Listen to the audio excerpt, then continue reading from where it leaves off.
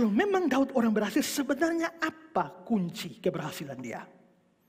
Survei terhadap kitab 2 Samuel itu menunjukkan kepada kita bahwa di balik seluruh sukses dan berhasilnya Daud, itu semua ada kendali Tuhan di sana.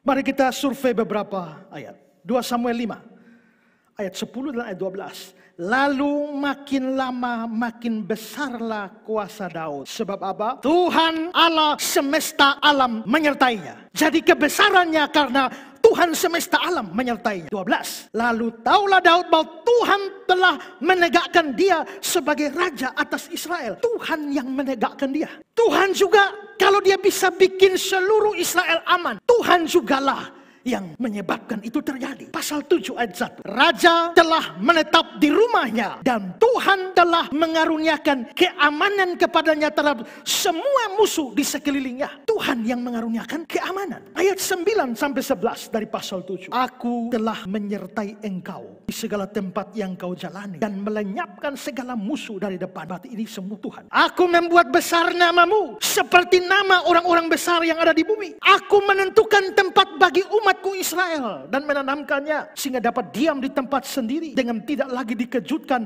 dan tidak pula ditindas oleh orang-orang lalim seperti dahulu. Sejak aku mengangkat hakim-hakim atas umatku Israel, aku mengaruniakan keamanan kepadamu daripada semua musuhmu. Juga diberitakan Tuhan padamu, Tuhan akan memberikan keturunan kepadamu.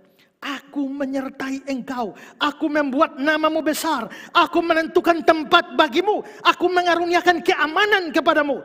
Semua Tuhan. Bagaimana dengan kemenangan-kemenangan dalam peperangan? Pasal 8 ayat 6. Orang Aram itu takluk kepada Daud dan harus mempersembahkan upeti. Tuhan memberi kemenangan kepada Daud kemanapun ia pergi berperang. Tuhan beri kemenangan. Pasal 8 ayat 14. Lalu ia menempatkan pasukan-pasukan pendudukan di Edom.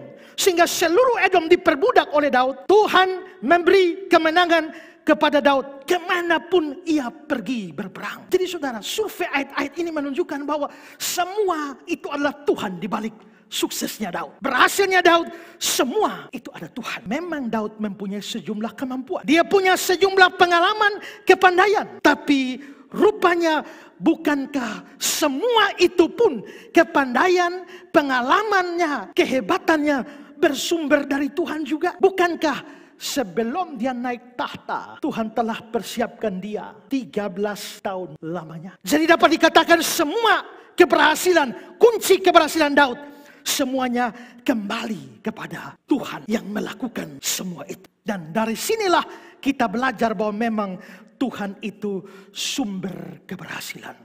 Tidak ada satu keberhasilan pun di bumi di luar campur tangan Tuhan. Ini bisa nampak dari bagian kitab suci yang lain. Misalnya Mazmur 75, 7 dan 8 yang juga ditulis oleh Daud. Sebab bukan dari timur atau dari barat, bukan dari padang gurun datangnya peninggian itu. Tapi Allah adalah hakim, direndahkannya satu dan ditinggikannya yang lain. Konteks ini kemungkinan yang Daud maksudkan adalah bahwa bukan dari timur, dari barat, dari gurun, dari gunung peninggian itu terjadi. Direndahkannya yang satu, Allah merendahkan Saul, ditinggikannya yang lain, dan Allah yang sama meninggikan Daud. Jadi kalau sampai Daud naik tahta dengan seluruh keberhasilannya, sebenarnya Tuhanlah yang membuatnya. Amsal 21:31. Kuda diperlengkapi untuk hari peperangan, tapi kemenangan ada di tangan Tuhan. Ini zaman dulu, orang kalau perang kuda itu menentukan. Ya, kalau sekarang rudal menentukan. Kuda nggak laku. Ya, tapi zaman itu kuda, kereta kuda dan produksi kereta kuda perang paling hebat itu datang dari Mesir. Makanya Salomo pun memesan perlengkapan perang dari Mesir itu berupa kuda-kuda. Dan kuda itu sangat menentukan keberhasilan dalam peperangan. Tapi di sini dibilang kuda diperlengkapi untuk hari peperangan.